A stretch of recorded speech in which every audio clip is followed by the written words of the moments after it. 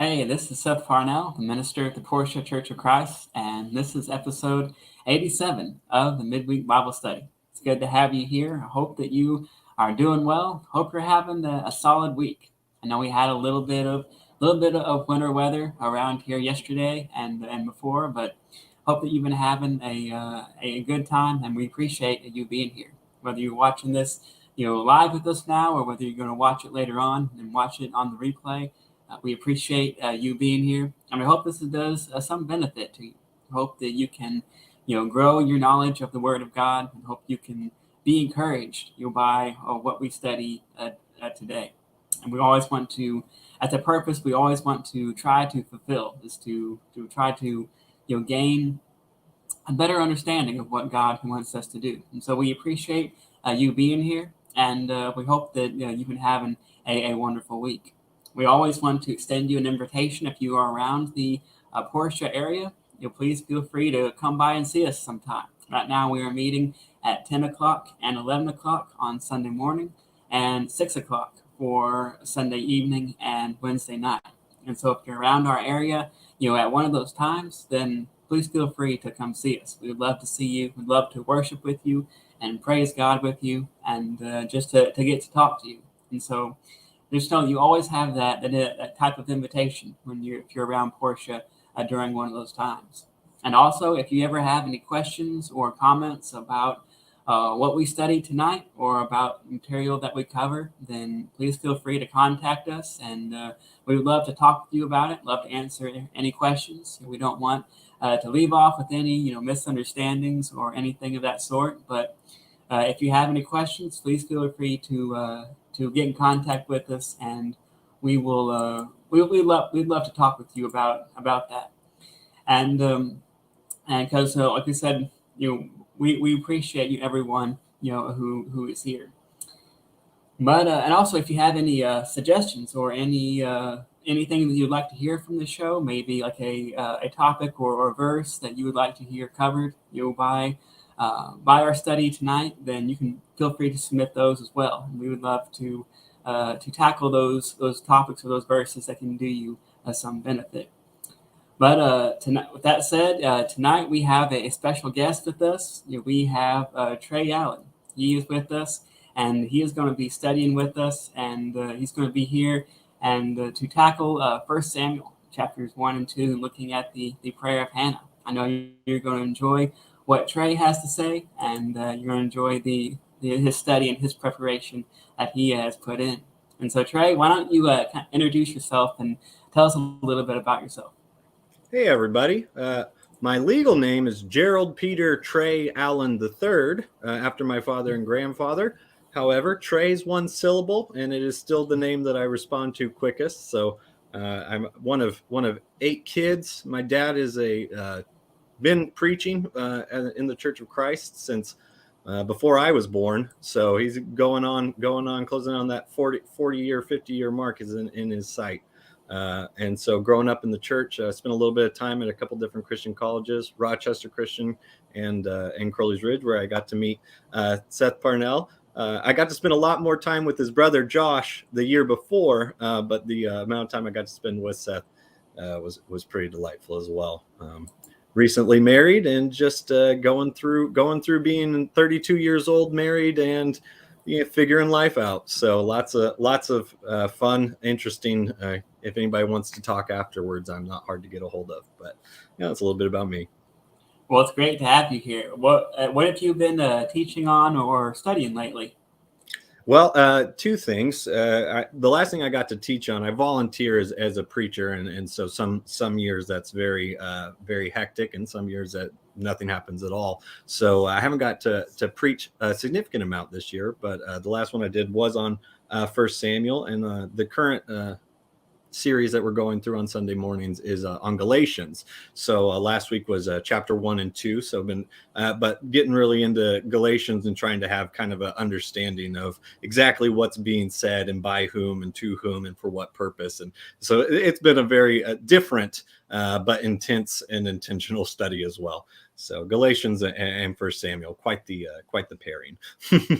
I do love to study Galatians. That's a great it's a great study. If you look throughout the letters in the New Testament, I for some reason I always kind of gravitated towards Galatians. Hmm. It's a great study to have. But Yep. as I said before, we appreciate you being here and taking the time in order to study with us tonight. Absolutely. I don't get to perform enough. I love being able to do something if anybody needs it. Yeah. We have the Tillmans are here. It's good to have you guys here. They're from Ravenden. It's always wonderful to have you guys here. Appreciate you joining us tonight. And we got the Malins here with us as well. Good to have you guys. They go to the Hoxie Church of Christ, and so we appreciate you being here as well. Hope things are going well for you in Portia and in Hoxie as well. But Trey, we are here tonight to study 1 Samuel chapters 1 and 2, and looking at the prayer of Hannah. And it's something that is we talked before we came on. It's something I hadn't taken a real close look at before, but it really is a beautiful and a powerful prayer that Hannah has recorded here in 1 Samuel chapter 2.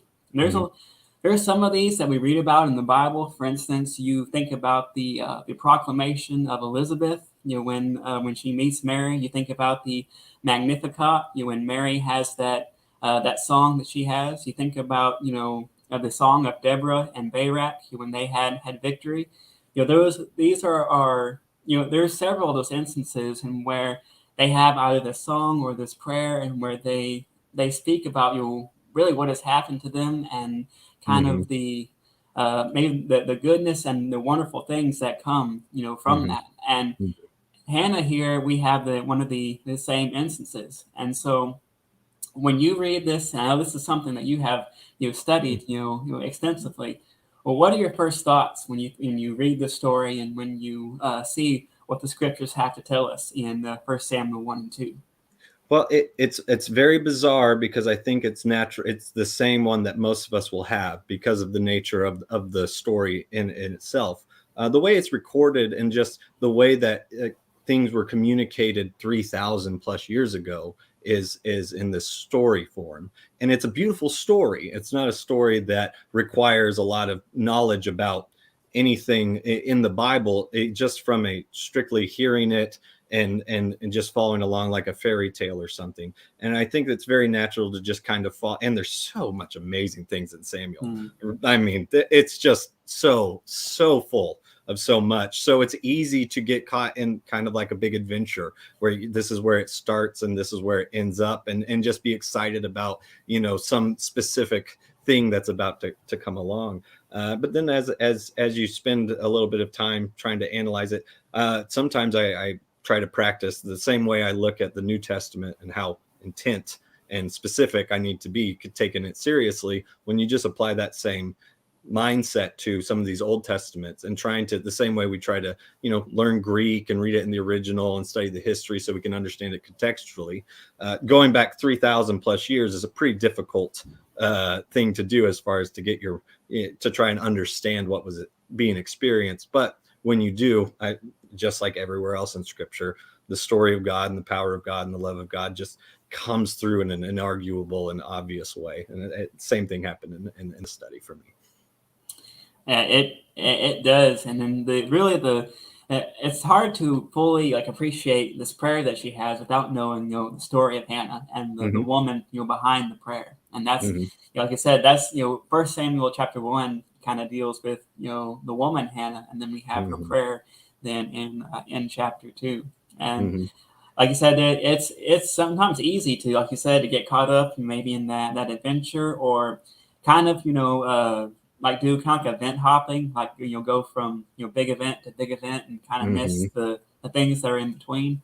And that can miss a lot of good stuff, and a lot of wonderful things to read. And I think this may have a case. This may be one of those things that sometimes kind of gets overlooked, because we know the story of Hannah, and then we go to the story of Eli and Samuel, and but it's definitely something that is worth looking at.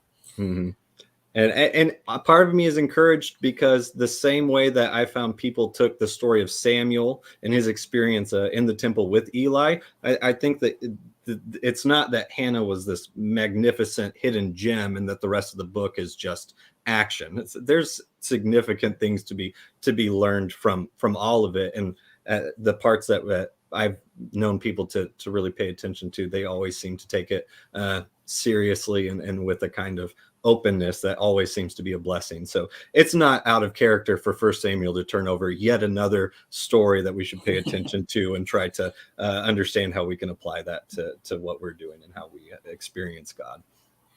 Absolutely, that's one of the best things about reading the Bible. Mm-hmm. Is you continually you'll learn something new, and Mm-hmm. sometimes you look at things with a different perspective than you did before, and sometimes you just see things that you overlooked the first Mm-hmm. time, and then it Yep. kind of speaks to you.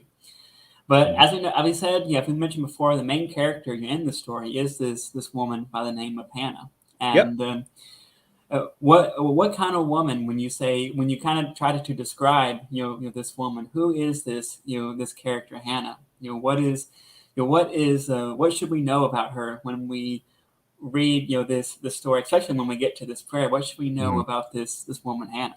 Well, it's very difficult to actually observe her as she's experiencing it, because I don't know how it was for everyone else. I grew up in the church. My dad's a preacher. So I had heard the story of Hannah. So then when I took the time to be old enough to actually study it, I'm looking back at it already knowing what happens. And I feel like that's part of what always got lost in me. But what Hannah is as far as historically, or as far as prophecies or anything like of importance or social standing, Hannah is just an ordinary person from the world's perspective. She's married. Her husband has a second wife, and she is, as it says, the Lord closed her womb. She was barren, and she was destitute about it. But not destitute in some. She wasn't a princess throwing a tantrum, and she wasn't a powerful warlord's wife or anything like that. She was a wife to an Israelite, and they lived in this area, and they were going about the part that stood out, the part that was, really significant about her was this, A, desire to have a child, and B, that she was going through it. I've often incorrectly applied this very stoic and meek and under control personality and nature to people in the Bible, as far as I can. And it's not important to the story, so it's not specified particularly. But based on the evidence, it does not seem like Hannah is somebody who is at one with God, has developed their understanding of reality and where they are in it. As far as I can tell, she's a woman experiencing a lot of things and reacting and what she feels at the time or what she knows at the time. If we were looking at it from today's perspective, would probably be one of those, well, go to therapy for 10 years and get on some medication and fix this and remove these bad things from your life. And then once you've done that and been successful and talked to a couple of different psychiatrists, maybe then you'll finally be able to actually honestly say, this is what you want and this is what will make you happy. But you don't even know what you want. That argument would, I think, apply to Hannah, as far as somebody is this really going to fix everything? You want a baby? You think that's going to make your life better if you have a baby? I've heard people in the church and outside of the church give that advice to people, and probably wisely so. But here is Hannah with probably an irrational solution to an uncomfortable situation, and she came to God, and that's where everything kind of shifted from what we would consider normal, I think.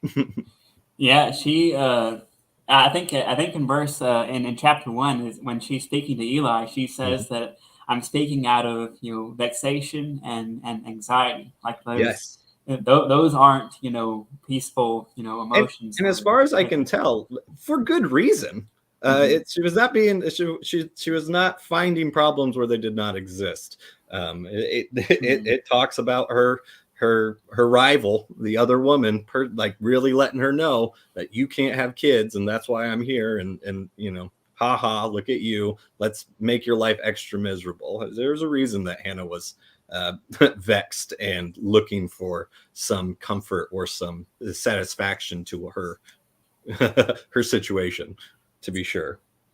Yeah, and if you read the story, or if you remember the story, her husband is a man by the name of Elkanah, and Mhm. I believe it's pronounced Peninnah. I don't know. You may pronounce it differently, I but usually just commit to however I'm going to pronounce it and hope it's right. That's kind of my MO for Old Testament yeah, yeah. names. But yeah, Peninnah was the other wife, Mhm. and the Bible says that she would, whenever they would go up or to offer the sacrifice, she would, provoke her. It says that she Mhm. would, provoke her, or kind of, insult, and kind of hold this, over her head, that she, Absolutely. like you said, that she could have children, and Hannah couldn't. And Mhm. the scriptures say that, it affected her so much that she wouldn't even eat. Like, she was Mhm. upset enough that she wouldn't even, eat supper, with them. Mhm. And so this, this made a profound effect. And yet, and so there was probably, nothing else, in the world that she wanted more, Mhm. than to have a child. Like I said, Mhm. that seems to be her singular, focus, here. And she finds a solution. And it's interesting, something that we may, touch on later on, what she decides to do, with this Mhm. problem, and Absolutely. and where she goes. Mhm. But you think about, this story, and it's something that's kind of similar when you take a look at Hannah, and you take a look at the environment, that she's in.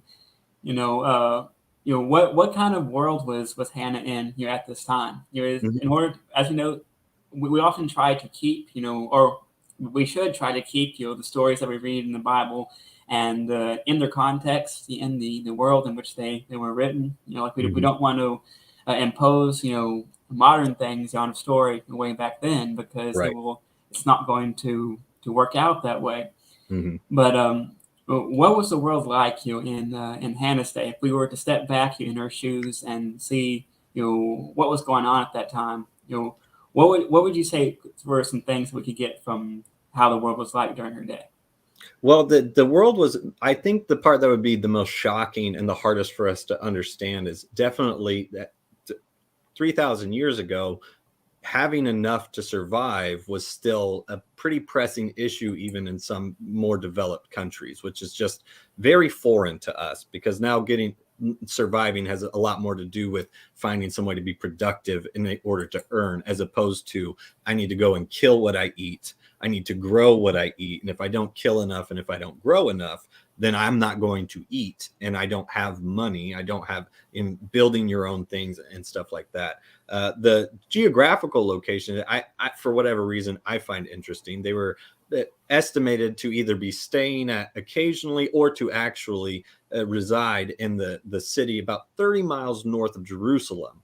So when it talks about them going to do their sacrifices and all of that, they were people that were geographically close enough to where they were going to the temple in order to do those things, that I don't think it was. It's sometimes when in the Bible, when it talks about people making the journey and sacrificing, even though lots of people did, for some it was a much larger endeavor. It was something that I'm sure people could look the other way socially if you couldn't make the 1 month journey this time, and you're going through it right now, bad year, you probably didn't even have anything to sacrifice. We're not going to shun you or anything like this. Where they were located, or where they were able to get access to very quickly if they didn't reside there permanently, is somewhere where there's no excuse, there's no exceptions. This is what you're Mhm. going to do. And that's also part of that the culture that she would have been living in at the time. Not that her husband was a Levite or particularly important, but it was still it's right after the Judges. So it's still a point where the spiritual leadership and the responsibility is something still felt by all men. The only thing of insignificance I could find about her husband, how'd you say it, Elkanah? Elkanah is how I pronounce it, Elkanah, but Elkanah, Elkanah. that, I want to try and stay consistent for the audience so they know who we're talking about. The most significant thing I could find in any of the commentaries or study notes about Elkanah was that, well, he goes back 4 generations.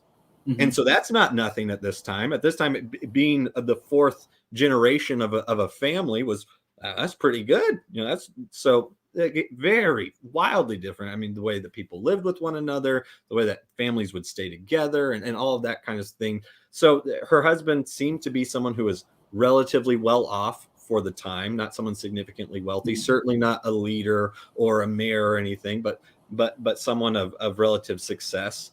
And to me, the really interesting part about it is the whole taking on a second wife and Elkanah's participation and inviting, whether he knew it or not, something that was against God's design. And even though it was socially acceptable to do, even though nobody thought it, he probably himself didn't think there was anything wrong with it. It was the presence of the other woman that led to all of the problems in Hannah's life, which makes sense if you think of it the way that we view marriage now, a man and a woman, and they're committed to one another. So anything one of them does that would cause disharmony for the partner would, fall on the person who chose it. And so as far as I can tell, he was guy doing his thing and just following the rules. And he loved Hannah. He always gave her a double portion. Like, he kind of felt a little bit insulted. Am I not better than a son? He says at one point in chapter 1. Like, at least the way I read it, it does not come across to me as, hey, I should be enough, so you hush, but more like a genuinely hurt person. Like, I don't know what else I'm supposed to do. I love you. Like, whatever it takes. When he finally does come, the baby does come along, and Hannah says, I want to do it this way. He goes, of course. And the words he used, he accepts whatever she said as, and now it is as I said it. I agree. I'm going to do this. He was a very loving, but even a loving husband, unintentionally or well-intentioned, introducing something that's against God's design for that marriage is just going to be bad. And I think that plays an interesting part in something for husbands and wives and people thinking about becoming married to take seriously and recognize the responsibility that we can have, even if we didn't intend to do it, or even if it was okay according to the wise people around us. When you go against God's design, things are probably going to start not working exactly how they're supposed to in some way. Yeah, a lot of the commands that God gives us are there for a reason. Like I always say, there's not a wasted word, in the Bible. Everything is in there for a reason, and so there's always a reason behind it. But like you said, he goes back. Elkanah goes back, 4 different generations, and which, especially in the time of the judges, the time of the judges was kind of a chaotic time for Israel. Yes, there's a lot of things changing and transitioning for the Israelites. And so that's important. As we know, Samuel, the child's going to be the last of the judges before they transition into the era of the kings. And but legacy was something that was incredibly important to people all throughout the biblical times. The idea of having your descendants to live on beyond you and to carry on your name, that was something that was very, very important. And which is like you said, probably the motivation for why he had 2 wives and why he had Peninnah there, and because I think he had to continue his name. He was 4th generation. You can't let it end with him just because he loves his wife. Seems reasonable until you do it. But I think First Samuel describes it describes Peninnah as her rival or Hannah's rival. At least I think the ESV version uses that. And so like these, they did not get along, and like I said, it did cause a lot of problems. And you think about other people who face that problem, maybe such as Sarah, with Sarah and Abraham. She had a kind of similar problem with when Hagar was able to bear children with Abraham, and she didn't like it. She was someone who eventually took action on that as well, and was able to send her away. And so this was like I said, a very, very difficult situation. But as you mentioned, it was something that was socially accepted as a practice to do. Like he was not someone who was doing anything that was considered to be evil or outlandish, but this was something that was accepted to do. And even though Hannah had to suffer maybe the wrong end for it, this was a something that they were to do. But as you said, just because something is socially acceptable doesn't mean that it's acceptable in God's sight. And even if your society is Christian based or faith based, like it was in Israel, even if it's based on good sound principles, just trusting what's socially acceptable. If you can discern what's the better thing to do, it doesn't alleviate you from the consequences of actions regardless. Absolutely. It's easy to say, don't do what the world does today. Probably be a little bit harder when you're practicing Old Testament Israelite that lives and breathes by the old law at this, just experiencing the judges. I'm sure it was a very different one. And even then, even in their society, things had creeped in that were not quite how they should. Yeah, and I mean, if you just fast forward to your chapter 3 and read about the sons of Eli and the problems that they had, like I said, there's sometimes things went on that shouldn't have, but we know that this was not at this time. Israel was constantly at war with the Philistines, and so there's a lot going on nationally. There's a lot, like I said, there wasn't really a complete structure as there would be later on with the kings and such. And so this is just kind of, at least from what I see, this is kind of the environment or the world that Hannah is in when she is trying to deal with this problem. But if we take a look at her and we take a look at what she does, what are some things that we can learn from Hannah? What are some things that we can maybe some characteristics or some lessons that we can learn from this woman who goes through this trial and she ends up prevailing over these problems? And I think I always think that she's kind of a beloved character in the Old Testament. I don't. I think people sometimes have a soft spot for her story and how she overcomes the problems that she has. But what are some things that we can learn from this woman, Hannah? Well, I might be biased because there's parts of Hannah's story that really remind me a little bit of myself, as far as this was not her reaction. Her reaction was not to turn to God in this prayer. First, and she followed the rules. She took the steps. She talked to her husband. She talked to the priests about trying to find satisfaction for this desire she wanted. And she even talked to what would have been the equivalent of doctors or scientists or whatever avenues existed that could possibly find a solution. She went to all of those first, which leads to this better picture I have of this, not a tormented woman, but almost like an exhausted, exasperated woman who has gone through, and I'm sure it was not over the course of a couple of weeks or months, but most likely years of just trying and seeking to find the thing that will make her heart stop aching. And part of this is I think played into how she was able to come to this conclusion. But she listened. She listened to what people were, the spiritual leaders were saying.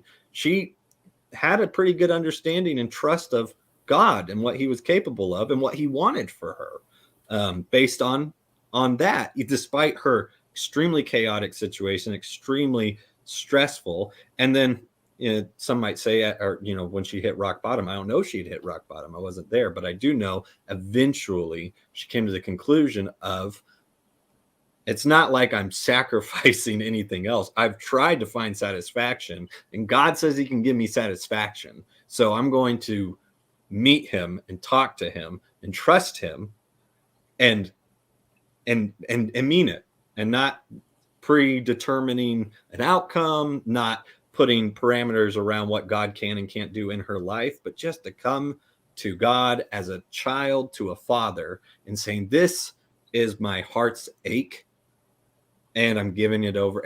But I know that I have you, and I'm going to really, really just believe and do and obey, and all of the things that you want to throw onto that action. And it had a profound. I love it. It's the story of an ordinary person deciding to believe in God in an extraordinary way and an extraordinary level. And I think God's reaction is consistent with God's reaction to any of his children that have ever reached out and ever tried to find satisfaction in their life through him. which is, I'm here now, I'm here forever, and I've got you. And he certainly did for Hannah. And so that's something I want to be more like that. I want to pray I want to pray extraordinary prayers and trust that God's going to do something extraordinary. And Hannah definitely did that. And that's changes things in a hurry when you start believing God and trusting Him. It does, and I always find it, fascinating that, like, her approach, to God and how she comes to Him, because sometimes in our world today, you have people who will kind of put conditions on their relationship with God. They say, God, if you'll do this for me, if you'll grant this need or this petition, then I'll serve you. They kind of try to negotiate, but Hannah, she just goes and she pours her heart out, to God, and asks for Him to look down upon her anguish. And as you said, she's very very unsatisfied, with her situation, and Absolutely. She asks God for help, and she trusts that He not only will He listen, but also that He has the power to make a change, and has the power to help her on that front. And as we know, this is something that she was extremely passionate about. As we mentioned, Eli the priest, who was there, and he sees her praying, and he thinks that she's drunk. He thinks that she's a drunk woman, and she at least in my mind, she calmly explains that she's not drunk. She just pouring her heart out to God, right. And her dedication to that is something to be admired. Absolutely. And even after this is fulfilled, she even follows through with with what she said that she was going to do, and which it's one thing to to ask for something or to petition for something, and another thing to follow through with what you did. And Hannah certainly does that. I can't prove it because I'm not there and I don't know Hannah, but reading through this, I think that one of the many reasons that she was able to follow through is because I think the prayers that are recorded, I think that when she prayed those, she meant them.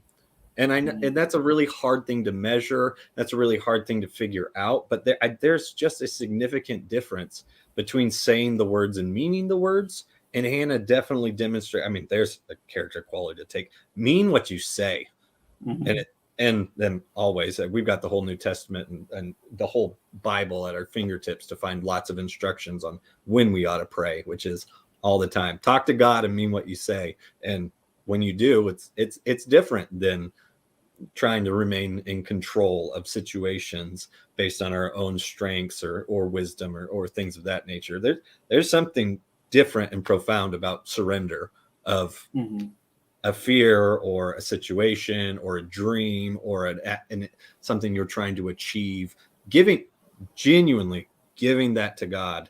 And which, again, I heard growing up my whole life, going to youth rallies and seminars and Tulsa Workshop back in the day. If anybody has the ability to bring it back, that was one of my favorite things to do when I was a kid. Go to Tulsa Workshop. There's a bunch of preachers I don't understand and pick up little tidbits. And I always heard, give it to God, give it to God. We had a book called The Pineapple Story about a missionary, and his actual story very beautifully illustrates the difference between saying that it's God's and actually giving control over to God, and then being patient enough to see the results of that action. But when you're praying and you mean it, what a switch! Because if you're meaning what you're saying and you're saying things like this, then that means that you've diminished yourself or your ego or the fear of rejection or whatever it is that we're holding on to. When you can mean, I give this to you, when you can mean I trust you, when you can mean you're enough, man, that's going to change your life. And I think it'll be better.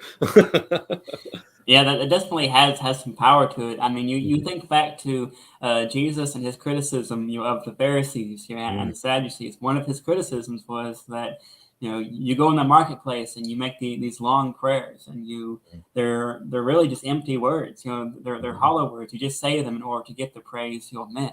But Hannah was someone that was, the opposite of that. Like, she didn't make a big show out of it. She didn't do Nope. anything of that sort. She just knelt down, at the temple, and like you said, she meant everything that she said. And Mhm. that is certainly, like I said, an admirable quality, for us to have. And we want to be people as Christians. We want to be people that are known for being, honest and truthful with what Mhm. we say. Yeah. And we don't want to. That's always something that can be. It can be a great. I think it can be a great, benefit to sharing the gospel. Mm. If we can be trusted, with Mhm. things we say even outside of the gospel, that'd be a great benefit to us. Mhm. But if you get to the prayer that she has here in in chapter 2, she, for good reason, she mentions God, quite a bit, throughout this Mm. prayer. Mhm. And she mentions, what some of the things that he can do, and kind of the attributes, some attributes that he has. Mhm. And so, what can we learn about God and his and maybe our relationship with him when we read about her prayer, knowing her story, knowing her background? What can we learn about really about God when we read the prayer of Hannah? Well, you're going to learn the same thing about God that we learn in the New Testament that we see throughout. That's one of my really trying to. I thought I was going to get a week to work on the sermon, so I worked really hard on a week, and then because of sicknesses and what, it turned into a month and a half. And I'm just going to study until I get to preach, because apparently I haven't learned enough about First Samuel, so I'm not prepared to go about it. But and I think that's true of almost any story I've ever studied in depth, is this very prominent and like consistently significant characteristic of what God is like towards towards people, towards humans, towards his creation. And it's very overwhelming. It's a lot. It's big, but I think that's natural, because God is bigger than any measure we have to understand. And so I think that God's work in our lives can often come on extraordinarily sudden and kind of unexplainable, but not necessarily in a, well, that doesn't make any sense, there's lots of reasons why it happened, but in ways that the people involved have no coordination going on. And just that, because God's power is bigger than an explanation. Right on you don't have to make a plan when God's making the plan, because you just have to, he's going to get it, he never fails. And so at least, and then also this image which we see more in the New Testament, about God as a father, but also God as a king. And there's this very regal kind of kingly personality to God, and that's true in the story of Hannah. He acts in a benevolent way that I relate to powerful and important and rich people, because a normal person doesn't seem like they would be able to just do these things for his children, and he can. And so that might be my own bias kind of superimposing this image of God as our father, but also our dad's the king of everything. And so it's kind of this interesting kind of, oh wait, but he's the same God, and I'm a Christian, so that he loves me. And well, if he loves Hannah this much, then does he really love me this much, or am I just being delusional and self-important? And just and I think that this is a great story and a great passage to read to get to know God. And always, I feel like I underappreciated this growing up. Talking to God is important in your life, and it's commanded to happen. And gives we have tons of examples on how we ought to do it. And again, there's no negative repercussions to talking to God more in my life, whether it's silly or super significant. But whenever I can remember to pray, and whenever I remember to pray first, it's always something that blesses me. And I think that's part of his design, and something that he shows up for Hannah just the way he promises to show up for all of us, meaning with his full attention and with nothing but love and a plan. Yeah, I Mhm. mean, there's a the, the very fact that we can have that avenue of communication, we can have that conversation with a it God that it's is crazy to me. It's that crazy to big, me. and that he would actually care, to listen, to what we have to say I think it's so easily glossed over that, but if you Mhm. think about that and seriously think about it, if you meditate on that, it'll it blows your mind to think that Mhm. he would do that. And she mentions that in this prayer. I think it's in if you look down, I think it's at she mentions that he has the power over life and death. If you look here in Mhm. First Samuel chapter 2 and verses 6 and 7. Yeah, it Yep. says that the Lord kills and brings to life. He brings down to Sheol and raises up. And then he is someone who is he has that that incredible power. And Mhm. one of the themes that goes throughout, I think throughout this prayer is that she talks about how God takes, someone who is down or someone who is broken, someone Mhm. who is maybe considered to be, less than, and he raises them up. And Absolutely. it's his power, that pushes them up. Mhm. She talks about someone who is, poor and he makes them rich. They're low, he exalts them. He lifts the needy, from the ash heap. He that's something that that our God can do. It's something that He has the ability to do, and He has the inclination to do as well. Mhm. And Can I and tell you the so best note I found on that passage? With I yeah, have a great system. I've access to hundreds of commentaries and sermons and great the basic study Bible that I got from Evangel Bookstore. Paraphrase: God is sovereign. Nothing happens apart from His control, and there's no better explanation than that. And I've read a whole bunch of them. I read a whole bunch of different takes on it, and they mostly say the exact same thing, but nothing says it so clearly. God is sovereign, and sovereign is different from powerful, and sovereign is different from able to manipulate. Sovereign is sovereign. He's full mm, control. Nothing is beyond him because he isn't sovereign. It's very powerful. Does not mince words with how she feels and understands God's power to be in her prayers. yeah.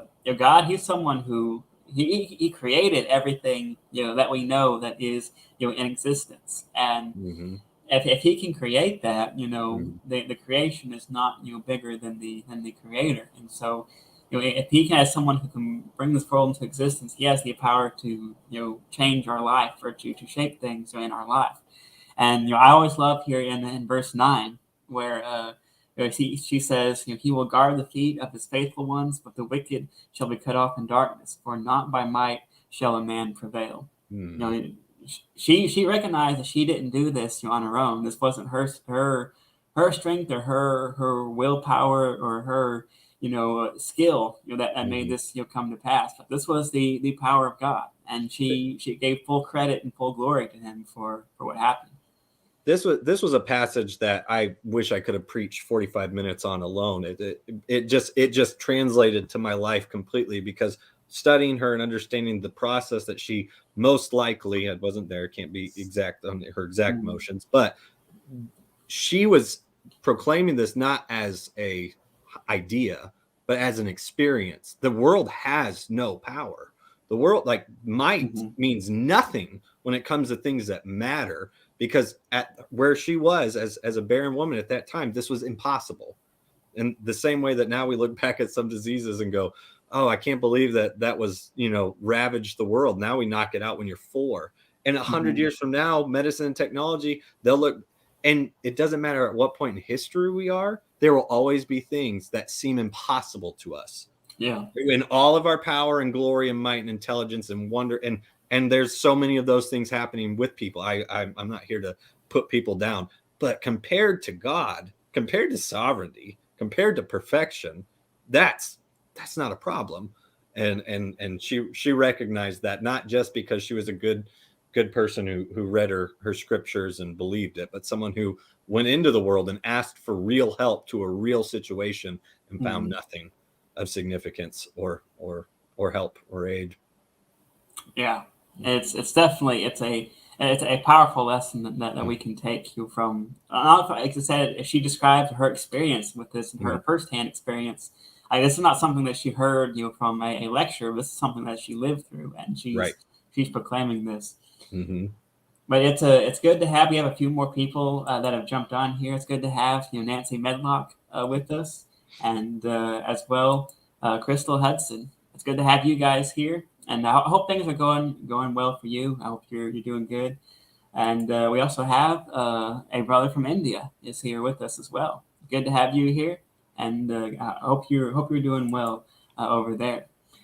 But Trey, as we kind of begin to wind this down, let's talk a little bit about prayer and Mm-hmm. about how this like I said, this is a referred to as the prayer of Hannah, and some Mm-hmm. she talks about about God and talks about her experience, and as we've mentioned before, and as we know, it's a very essential, I say, part of being a Christian is their approach to prayer and Mm-hmm. their and the goodness that and the thing, the benefits and the goodness that can provide for us. And so when you read throughout the story, and of course as and you think about maybe your own faith and living as a Christian in our world today, what can we learn about prayer by reading the story of Hannah, and by reading this prayer that she has here in 1 Samuel chapter 2? Well, there's a very long, convoluted answer that I would love to do at some point. If anybody is interested in hearing me talk for 2.5 hours about the complexity of prayer and what this means and how we can apply it and all that, like that exists. But for the sake of trying to instruct and teach what I think is the most obvious, it is power.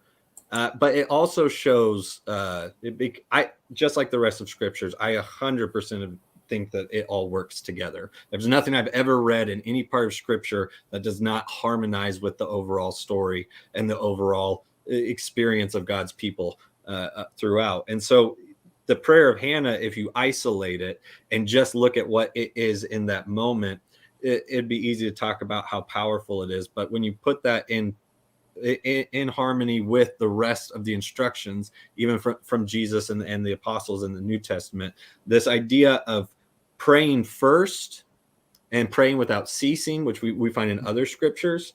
But Hannah shows that even when you don't pray first, and even when you don't have that prayer life at that point, when you come to God and when you really break down, because nobody is asking their husband and asking for help to solve this problem if they don't think that they're going to help them. She was looking for a solution. So when she was praying all of these beautiful things and saying all these things that seem like good church things to say, because we believe in God and this is kind of fits our MO, she was having to sacrifice all of these expectations because she was expecting to find help from somebody else, from something else, something that she understood, something she was in control of, something that she could go and pick. This is a prayer of surrender and power. And I think that's why we're instructed to pray first and pray without ceasing, so that we don't build up so many stinking expectations for how this is supposed to work or it's a failure. But even in the midst of years of torment, so much trial and exploration of trying to solve this, to then be able to come to God, even with the priest thinking you're drunk and not even giving you good spiritual, like not understanding what you're experiencing right now and what you're looking for. Even without help, you can break down those things that you're holding on to and give it to God. And I said, pray powerfully, pray genuinely, pray first. I think the biggest thing I learned from this and study was, don't make a plan and then pray for God to make that plan work. Pray first, then make your plan. Just that simple adjustment of priorities about who's in control, who's guiding it, who's leading it. Very different.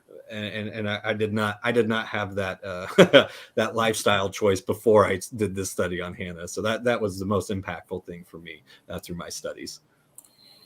Yeah, it's I mean, we've talked about like the the like the wonderful nature of prayer and what it is. But yeah, to pray to God and to have this like, for one, the Bible talks about praying with confidence, praying with someone who trusts that God is going to make a difference in this. He's going to listen, and he's going to make a difference in this.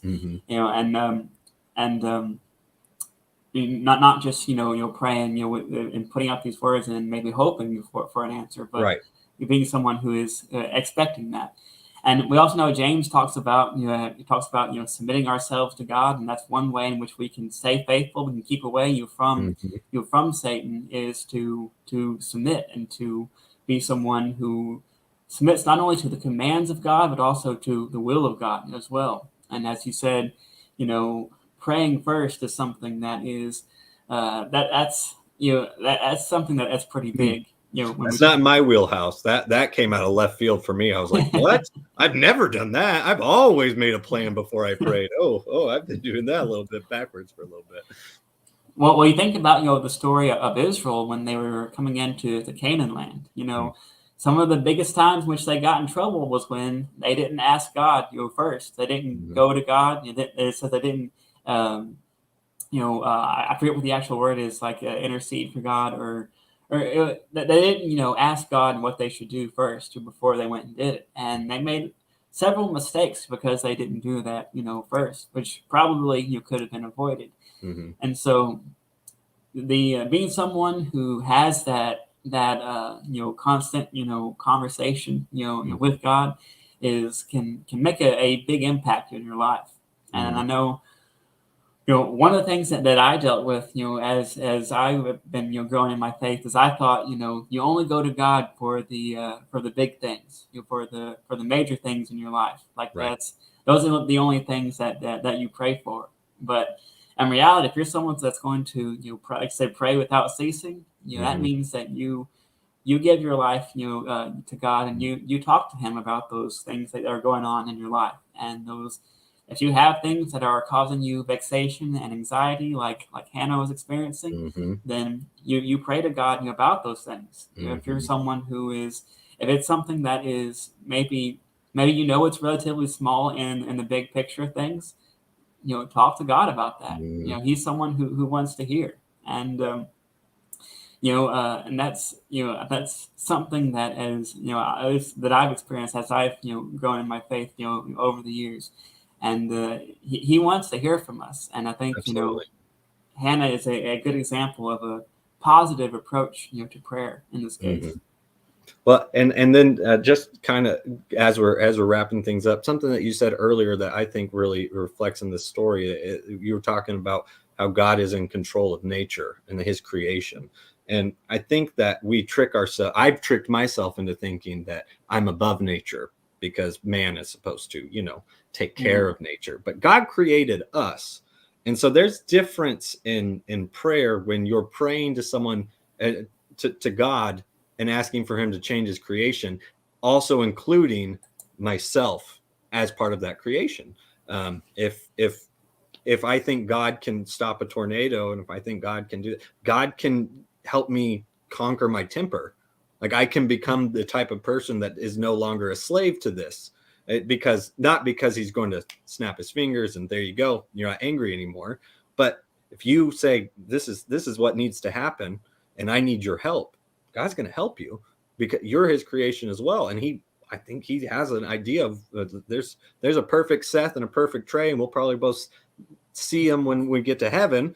But that doesn't mean that God wants us to settle for how we are now, or to settle for this is just the way it is. He wants to get us as close to His design as He always had planned for us.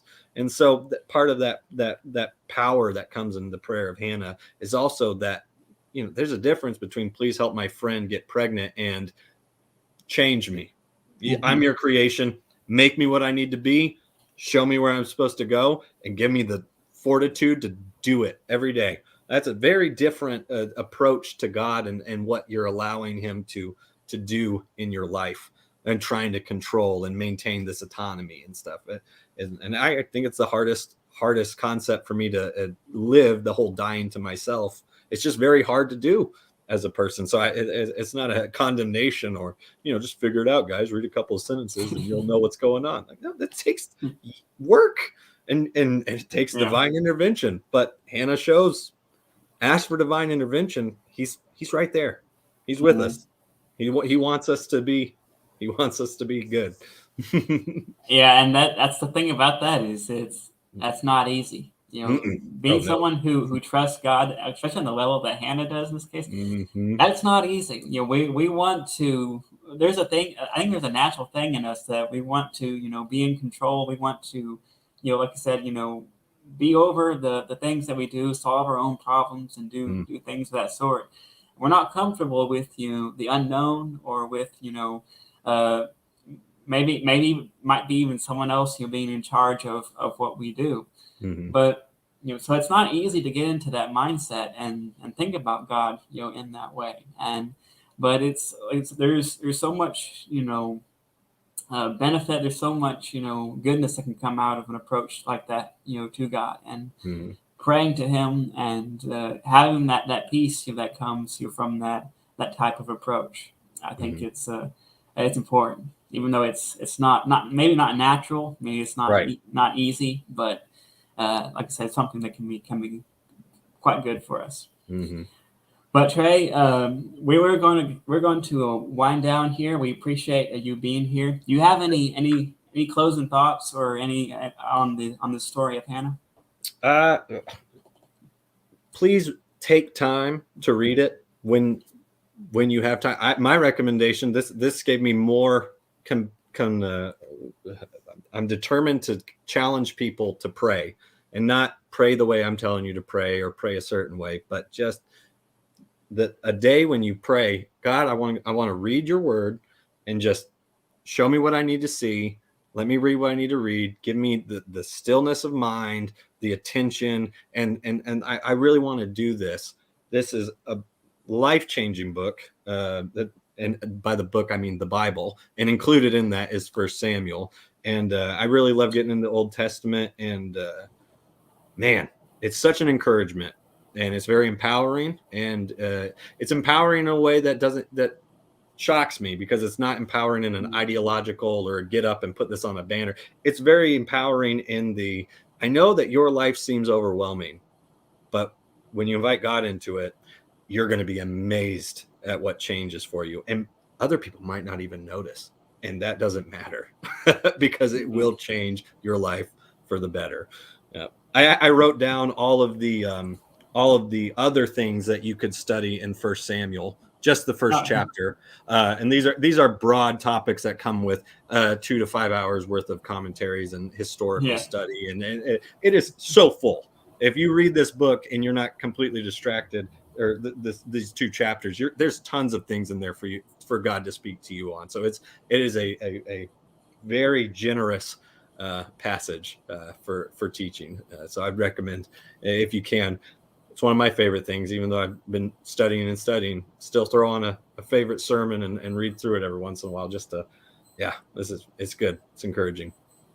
Yeah, there's we could probably spend several hours talking about all the things here in First and Second Samuel, and please do find each other, talk for hours about things that God showed you and study. Do it. It's great. It's amazing. Yeah, just because we stop here doesn't mean you can't stop the conversation and talk to others, and that's important, especially in our day and time in which we're a little bit separated more than usual. It's important to continue to talk about the Word of God and how it can change a person's life.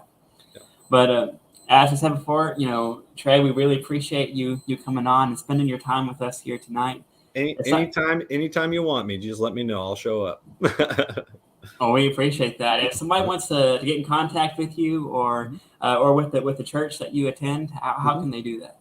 I'm attending the West Main Church of Christ. It's in Medford, Oregon, which is Southern Oregon. It's in the Rogue Valley. It's a beautiful place. If any of you visit, and I don't care where you're watching this from, please let me know. I would love to show you Southern Oregon is a beautiful place. But I have a Facebook, which I check probably once a month. So if you, I'm Gerald Allen. There's a very stylish black and white portrait of me standing sideways in a suit. If you're trying to figure out who I am, not one of the other Gerald Allens, which are both related to me. The whole having the same name situation again. And then, can I post the the email right down here instead of trying to spell it out phonetically? Yeah, you can do that. That's fine. All right.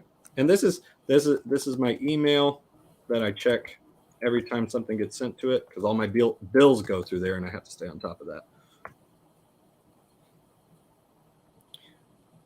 All right. But yeah, feel free to reach out if you ever get a hold of my number. If you shoot me, I'll look at any text message, even if I don't know the number. If you include a name or anything like that, this is the best part of my life, is experiencing community in a healthy and appropriate way. So I am not too private and hard to get a hold of when it comes to people wanting to reach out for whatever reason. I'm here to do it and happy to do so.